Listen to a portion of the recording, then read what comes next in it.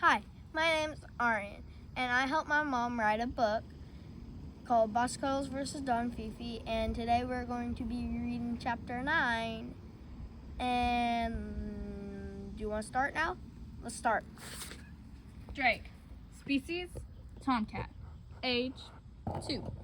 Occupation, the boss's henchman and housemate. Ooh, Light, come here. I'm gonna get you. Aha! Gotcha. Where'd it go? Sneaky little thing. Oh wait, I see you now. Darn you, Light Spot. Stop moving. Drake. Wow! I jumped a foot in the air. I hated it when the boss snuck up on me like that. Were you chasing light spots again? No, I lied. She narrowed her eyes at me and gave me a hard look. Drake. Yes, I hung my head. I always got in trouble when I was just trying to have a bit of fun. They all thought I was stupid. One day I'd show them I wasn't just some silly hairball that I'd catch that light spot that went, and then they'd believe me. I'd roll over them and become their new boss. Even Cuddles would have to bow to me. What have we talked about? I know, it won't happen again. I'd keeping the rest of myself, at least. You won't catch me when I do it again. Gracie's here. I need you to help her get Popper home. Sure, boss. I'll get right on it. I started for the back door. Why don't you wait until I tell you what you need to do first? Oh, yeah, right. What is it? Go to the park. There's a Mini Monster small toy with a rope attached. It's like a small carriage. I need you to get that picked up and come back here. We'll get you Popper I'll need you to get that picked up and come back here. We'll get Popper loaded onto it, and then you'll have to pull him home. Is that the best she can come up with? I thought she had all the cool tech gadgets, those things with motors and batteries. There's been an uptick in human activity this morning. We can't risk it. Not to mention, Gracie seems to be having a little more trouble than normal with her batteries and tech toys. Oh man, she sat up and glared at me, flipping her soft orange tail up and down. I'm going. Sheesh. If anybody could death glare, it was the boss. She made snakes and alligators look like kittens. Hi, Gracie, I called out when I saw her hiding under the porch next to her drone. Hi, Drake. Did the boss tell you what you were going after? She asked in her slightly elevated, squeaky voice. Yep, she mentioned that you're having trouble with your batteries and gadgets. Yes, dang darn things. By the way, the pull cart you're looking for is pink. It should be near the edge over by the slide. Got it. I called back over my shoulder, trotting off, ready to get this done and over with. It was almost nap time. I was tired after trying to catch that light spot all morning. I was almost to the neighbor's yard when I saw my human's car pulling out from the park. I hurriedly ducked behind a bush until she passed, then kept to the trees and brush while skirting the long way around to the slide. With the warning about the uptick in human activity, I wasn't taking my chances getting picked up by a random person to get taken home to their crying, screaming child who wanted nothing more than to beat me and pull my tail. I'd been there, done that. No thanks. Granted, the memories were fleeting now of my childhood, but the terrors still remain. The carriage was partially hidden by the slide, but easy enough to find. I looked at the 4 wheels and rope string that laid coiled in the dirt. It reminded me of Gray. Good old Popper. He was a bird I could count on, always there in the nick of time. Just like the other night. That's when I figured out I had to take the string in my mouth to pull it, and it tasted like tasted of week old peanut butter and jelly, snot and dirt. I pretended it was Gray. I was carrying instead. Realistically, Gray wouldn't fit in my mouth. He was too thick and heavy. But that wouldn't stop me from pretending. I made my task bearable. What are you doing here, Drake?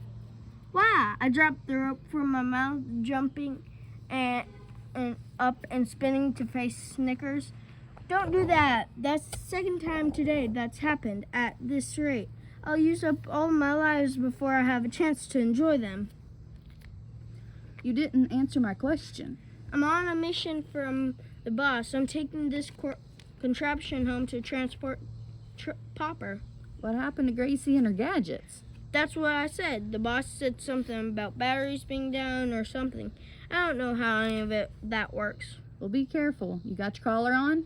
All the time. Good. I'm pretty sure there's an animal control guy prowling around here. I could feel the slits of my eyes narrow. Where did he come from? I don't know, but keep a sharp eye out. Oh, Fifi's goons, Desiree and Clay, were prowling around out here earlier. They're probably still around. Thanks. With that, she walked away. Desiree could suck an egg. She was a trashy cat. Uncivilized, really properly groomed, always had a different man friend, an attitude that stunk worse than a skunk. Play wasn't an issue. The only thing he knew how to do was tattle. One day I might have to kill him just to see how a yellow liver coward tasted. I stood there and watched Snickers disappear into the woods. She was so beautiful and graceful. She'd kill me in an instant if I told her that. She prided herself on her skills and training. She refused to loosen up and have fun. But boy, if she'd just give me one chance, I'd show her why they call me a tomcat. I wiped away the drool and picked up the rope, letting myself daydream to pass time. I'm sorry I have to do this, Popper. I'll try not to hurt you, I said as I picked up Popper gently with my teeth and carried him in his pink chariot. It's all right, kid. I have had worse things happen to me. Popper was a good guy. He saved my neck more than once in a pinch. Yesterday was no exception. That's when I pulled him home. Those little purple plastic wheels in this train with a heavy bird in tow, I didn't mind it. I was getting him the help he so obviously needed. After we crossed the road unseen, I pulled him into a shadow. Where do you live again? Is it this side or the street over? Across the cul-de-sac. Ugly yellow house, probably 100 years old. Can't miss it. Got it. I leaned down and picked up the rope. Back up again, but a flash of light caught my attention. Aha, sneaky thing. I've got you now, Drake, Popper called just before I pounced. Oh, right, mission first. The other thing I admired about Popper was he didn't cry and whine even when I almost lost him off the pull cart going down the curb into the cul-de-sac. He barely grunted, but then again, the air nearly got knocked out of him. So it could have been that. It was pretty steep. It was easy to find the ugly yellow house once we were in the cul-de-sac. The rest of the houses were brick, although none of them looked very new. I pulled up to the side of the house and stopped. How do I get you in? the back bedroom window is usually cracked open.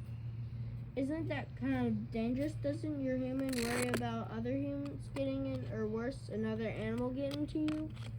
My human isn't afraid of other humans. He hunts them. He doesn't worry about me either. He knows I can take care of myself. We are pretty self reliant. That's why we get along so well. Isn't that the woods where Desiree lives, though?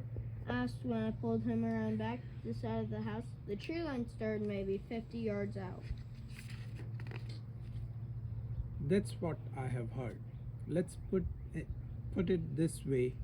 I haven't seen her hanging around, so I'm hoping not.